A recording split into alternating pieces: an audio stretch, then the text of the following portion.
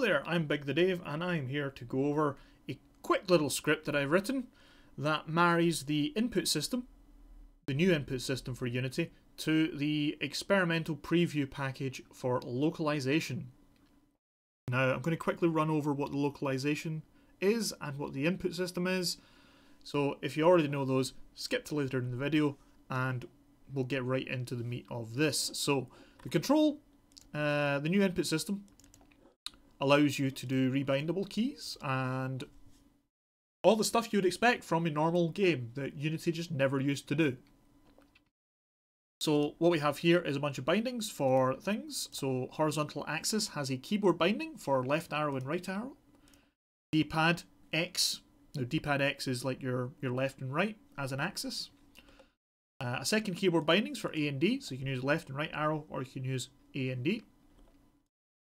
And jump, again, lots of keyboard ones here. Space, up arrow, W, gamepad ones, button south, up. It's a very simple game, so having lots of buttons allows for people with varied control schemes and varied comfort levels to use different bindings. You will also be able to rebind these in the game. That's the beauty of the new Unity input system, is you can rebind them at runtime. The localization is a little bit more preview, so we go into Package Manager. See here, localization is in preview. It is currently been actively updated. There is probably a new one out. Yeah, there's a there's a pre one, so it's almost out of preview, but we're still using 0.111 preview as of this one. In order to get this preview, you add the package from a git URL to com.unity.localization and you get it when you click add. Now I've already got it, so I'm not going to click add, it's fine. But what the localization does is it gives you a nice little, even if you're not going to be translating things, it gives you a good workflow for keeping track of strings, keeping track of global variables as well, and arranging and merging them all into text to display to the user. So you can see here, this is not localized, this is hard-coded into that. So you can see here, I've just typed all that out. Whereas with here, the localization system has this little thing here called localized string event, and it goes off to get a string from my bank of strings. And in this case, we're doing input.move and input.jump to show a tutorial to say this is how you move, this is how you jump. That input.move and that input.jump go off to this input globals and grab whatever's in here. Now, currently this is set to PlayStation 4 controller, but that's not very good if you're using keyboard. So rather than having input globals for all of them and then working out which control system you're using and then having to worry about what happens when the user rebinds the keys, you want to do this as automatic as possible. So you only care about these six: the move, jump, sprint, use, inventory, and the current control scheme. And my inputs to global script marries the two together. It also uses TextMeshPro. It uses TextMeshPro's Sprite Asset. Now this is the thing that's a bit more of the heavy lifting, or rather the heavy lifting that you'll have to do, because you have to provide the buttons to display as graphics. Now, you don't actually have to do this. This will work fine just displaying strings. But part of this is wanting to have the nice little displays of like the X buttons and the triangles and things like that. So there's three systems involved here: TextMeshPro, localization, and the new input system. And they all get married together to output localized text with bound keys to it. So as you see, my PlayStation 4 controller is unplugged, so it defaulted back to keyboard. It automatically changed all the strings in here. and displayed them here. So if I go and plug in my PlayStation 4 controller,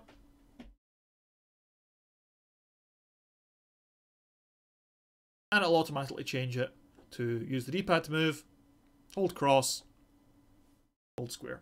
And again, if I unplug it, it will forget that it was a PlayStation 4 controller. It still thinks we're on the gamepad layout because I haven't touched the keyboard or the mouse.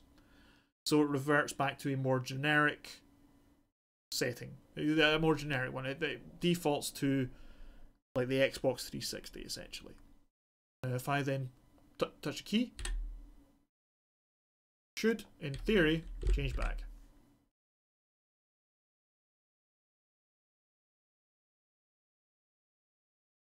Maybe I've just forgotten a setting in this, but never mind. If we then unplay and play, this is just a test one. This is the input system has done that in the past, so it should be fine to fix. It's probably just a misdone setting. So there we go. It's back to the keyboard. It might just have trouble going from gamepad to keyboard because it went from keyboard to gamepad. These videos always have something weird that happens. Just ignore it. It's fine. But you get the idea. It will automatically change on the fly when it detects a new input method. So how it does that is the player input controller fires off this event into input globals, which does all the heavy lifting, goes off, finds the bindings, grabs the bindings, finds the sprites for it, puts it together into a nice little string, and bungs them all into the input globals global variable group. So there's the global variable group in the inspector here, all the string IDs that we want to use, all the inputs that we want to bind from, the sprite asset, and the string formats for when we find our things. So if we find a sprite, that's what it will bind to, and if we don't find a sprite, that is what the verbose key will show. Now again, if I plug in my PlayStation 4 controller, we will show those two off. What it also has is you can run it from the context menu. That's right, it won't do that unless it's playing, so we'll set it to gamepad. Build, so there we go. You can see there it goes sprite 12, 21, 22, 24, and then because it hasn't got an options key, because it hasn't got sprite for options, it just outputs the text in that format. So how does it all actually work? What's the actual script look like? Well, unfortunately, it's a script that I wrote, so it's a little bit janky. But we'll show you. This is input to globals. This is the mono behavior. On start, it will fire the controls changed. On rebuild, it will do exactly the same. This is the editor context menu script, and this is the one that the input player input on changed will call itself. So the way that the sprite asset is set up is each sprite has a control scheme and a binding. So for example, the gamepad's D-pad will be gamepad D-pad. The A button for the gamepad will be gamepad A.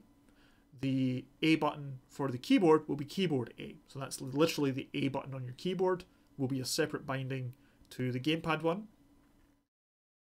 So what we do is we resolve the control scheme and we pass that through to other things, to the actual function. Now, what I will show you here is this little bit here. We're passing in a 2 instead of a 1 to the horizontal ID when the control scheme is keyboard. Now, without explaining what set global does, what we essentially want is just the first binding, generally speaking. Because again, if we go in here and look at this, pause, horizontal axis, jump, they all have multiple bindings, and we only want the first one. However, for keyboard, these two sub-bindings come out as separate bindings. So we want the first two, in the case of keyboard, for the horizontal axis only. That's why that bit of code is in there. There are probably better ways of doing it, but what I will say right now is this inputs to globals function is not one size fits all. This is specific to my game right now. So the horizontal jump, quick, sprint, inventory. Not all games will use this control setup. Now, it might be more complicated, it might be less complicated. If you're going to use this script, you will have to write this yourself, or, you know, edit what I've got here to fit your use case. However, get sprite indices for action. This is the helper function that I've written that takes in the sprite asset, the action, the current control scheme, and pumps out the indices for the sprite, the indices, the nice displayable key bindings as strings, and whatever binding you want. So 1 or 2 or 3 or 4. And so it goes off and gets the first binding display string. Now, Unity already has a nice built-in function that will go off and get that. However, this will return a piped list of all of the matching bindings. So I'm sending in the control scheme, which is defaulted to keyboard, or it'll be gamepad when a gamepad's plugged in. So for keyboard, it will bring back all of them. For horizontal axis, it will bring back left arrow, right arrow, A, and D. For all pipes, all separated by pipes. So that's why we split it here. And if we don't find any bindings, we just return an unbound string. And then we trim. And then we split by slash. Now, sometimes, now I know I said that in the case of the keyboard it will be piped. Sometimes it won't be. I haven't quite figured out when it's not piped. And when it comes back as A/B. But it happens sometimes, so we have to take that into account. So this returns an array of strings for your first binding.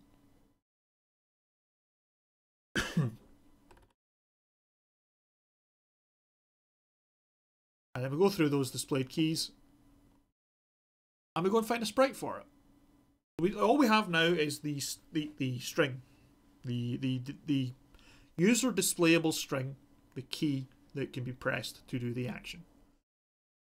We want to go get a sprite. So find sprite index from name exact. So this little thing here also takes into account the fact that dpad/x and things like that exist, as well as these paired up slashes. So slash can be two things. It can either split a single binding in two, i.e. left and right, or it can be like the folder or sub binding. So dpad x is the full horizontal, either left or right. dpad/left, dpad/right, all that kind of stuff, all come out as something slash. So we need to take that into account. So what we do is we take your current binding, the next binding, and smash them together and see if there is an exact match. If there is an exact match, we use that as an exact match. And then we continue. And we skip the next one, obviously. If there's not, we just do what we should be doing in the first place and appending the key to the control scheme. So you would end up with a string that's like gamepad cross, in the case of a PlayStation controller.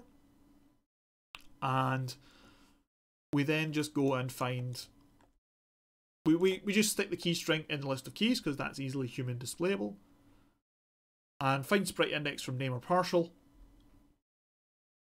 is where we go off and we grab the sprite.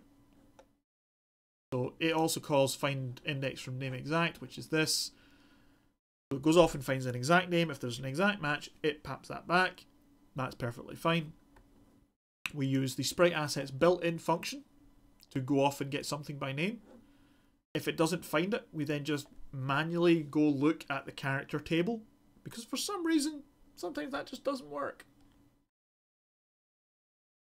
No one ever said that Unity was consistent. And If we don't, we go off to the character table and we find a partial one. We lowercase it, we find starts with, we go off and we do a bit more manual fuzzy lookup. Now, I will admit this is probably where any edge cases and bugs will be found. So feel free to just fix this to your heart's content, tweak it until it fits what you want. Next, we take those bindings and we format them based on what we said before. The two format strings. So if we don't find an index, we just format the key. If we do find an index, we format it by the font. We format it by the sprite index. I've also added a potential curly braces 1 in there, so you can actually display the key's text. Sometimes you might want that. It's just in there as a potential good thing. And then what we do is we aggregate them all together into one single string and save that to the global variable. Now all that does is just one half of the thing. All that does is get your bindings and put them into our global variables thing. The next part is taking those global variables and putting them in here. Now you might think, oh, well you just go in there and you do input.sprint or you do input.move. Yeah. You've then got to go into project settings, localization, and then add a global variable source. Put your input global variables in there and give it a keyword. This allows you to reference these directly.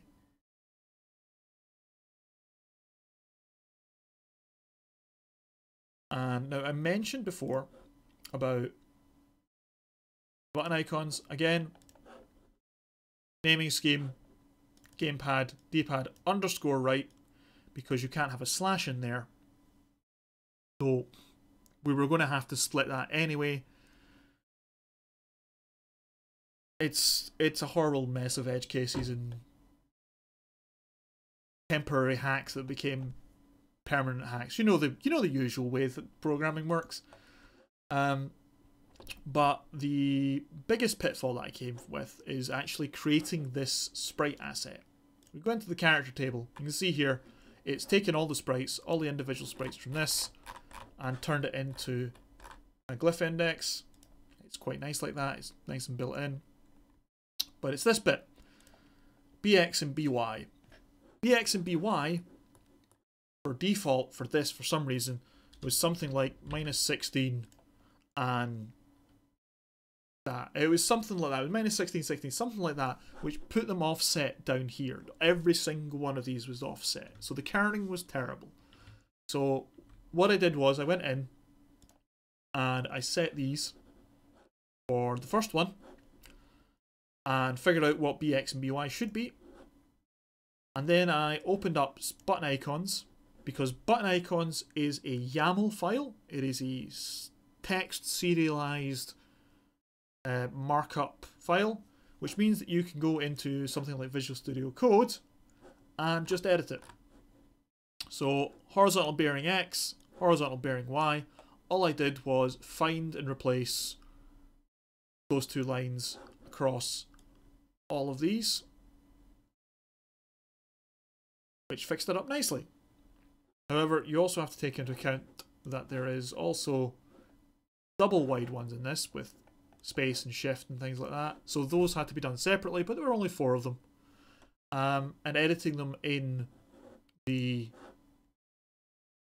Visual Studio Code was a lot faster than using this UI,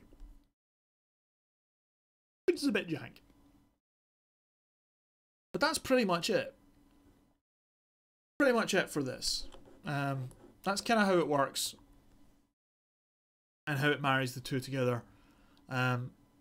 If you have any comments, feel free to leave them down below. I do respond better on Twitter and faster on Twitter than I would do on YouTube. If you do want to have a chat about it, the link to Twitter is below as well. The link to the scripts are below. And I will put up a Unity package that contains this thing.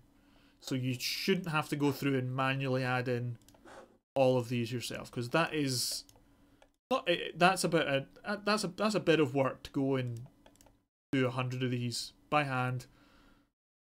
Something has to be done by hand eventually. In this, it just happened to be the names of the buttons in the sprite. Automation can do a lot of things, but in the end, it boils down to doing it by hand at some point. So again, if you've got any comments, if you've got any questions, come on to Twitter, poke me on Twitter about it. Hopefully you can get something out of it. Hopefully this can help you in your projects. Maybe make this better and let me know. That'd be great. I will still be working on this and probably updating it at some point, but that'll be on the paste bin rather than on the YouTube video. I won't make a new YouTube video just for small changes, but I will be updating the paste bins. So, like I said, let me know what you think, and I will see you next time. Thanks for watching.